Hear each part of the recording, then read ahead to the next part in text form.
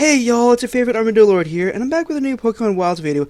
This time I'm going to be exploring the ruins I found during my previous Twist stream and video while I was taking care of some other miscellaneous stuff. This is how my journey went while I was plundering these ruins. Before starting my journey, I checked on my team and decided who I wanted to bring with me in my potentially tricky exploration. Once I got my team mostly set, I head into the desert to relocate the ruins so that I can plunder its treasures. Before venturing further, I decided to set up a small base camp and a small farm for Pokemon that enjoy the desert biome. One such Pokemon I started hunting for was Trapinch, as I've always had a soft spot for Flygon and it would make a useful companion due to its ability to fly, which would make exploration much more easy. After a good amount of time of sifting through the sands, I was able to find a Trapinch, and now it's time to try to catch a little sand critter. However, Luxio had other plans, as it didn't get the memo that I'm trying to weaken Trapinch so I can catch it and not knock it out for EXP, but Luxio went overboard and now I gotta start another long search for another Trapinch. After another half-century search later, I was able to find a second Trapinch, and I was determined to not have Luxio or any of my other Pokemon screw this up a second time. Thankfully, I didn't have to worry about a third time's the charm, as I caught Trapinch during my second encounter and finally ended my agonizing search. I then added Trapinch to my team and healed up my team before finally heading into the desert to find these ancient ruins. During my trek through the desert, I found some fossils while using Trapinch's dig ability,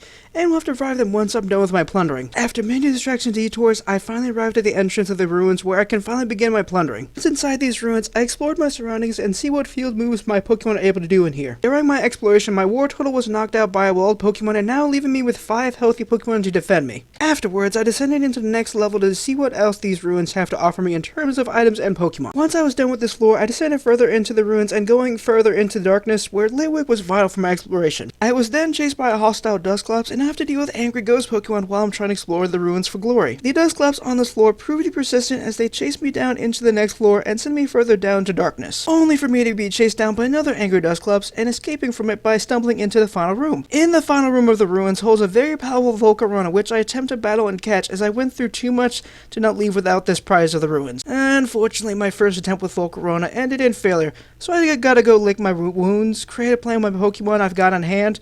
So here's what I came up with in the short time span and very limited resources. I had Lucario do as much chip damage to Volcarona as it possibly can due to Lucario having better survival odds when compared to my other Pokemon, and has quick attack that gives him priority when attacking. Once Lucario was done, it was down to luck with Trapinch, as I had to attack with Mud Slap to drop Volcarona's accuracy. However, Volcarona outspeeds Trapinch and just had to hope it didn't use an attacking move on Trapinch, as it would be game over for the little ant Pokemon. 2 of its moves were non-damaging. The other 2 would damage, basically 50-50 odds of attacking.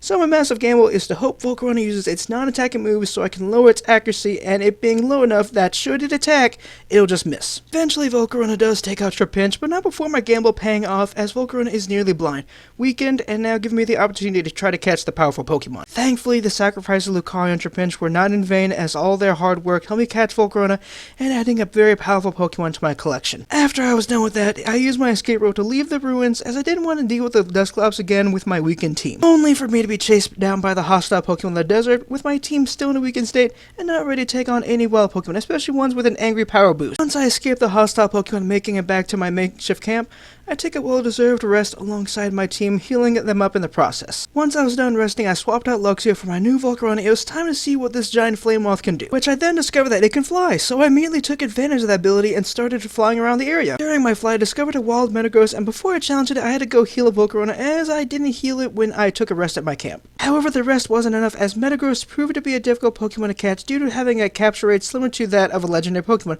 so I'm gonna have to try again. Thankfully, second time was the charm, as I finally caught Metagross and now have another powerful Pokemon to my collection. With Metagross dealt with, it was then back to exploring the world on Volcarona to see what else I can find besides the old ruins. During my exploration, I remember that lab I found a while ago, and now having some fossils on hand, it was time to revive some prehistoric Pokemon. The first fossil Pokemon I revived and dealt with was Anorith. Luckily, the old shrimp Pokemon was a nuisance when compared to Volcarona or Metagross. Once Anorith was dealt with, it was time to revive and take on the headbutt Pokemon Cranidos. Like Anorith, Cranidos was an easy Pokemon to catch, and I was done with all my false resurrections for this video. Figuring that my Pokemon needed a secure home, I started to expand the desert farm for future ground type and fossil Pokemon I obtain. With the desert farm now complete, I now have a better place to store my Pokemon that enjoy the desert and fossil Pokemon that I revive, unless I don't like that climate and I actually have enough energy to care for them to find a better place for that said fossil Pokemon. And that's about it, y'all. I acquired 2 new powerful Pokemon that'll make my exploration much more easier.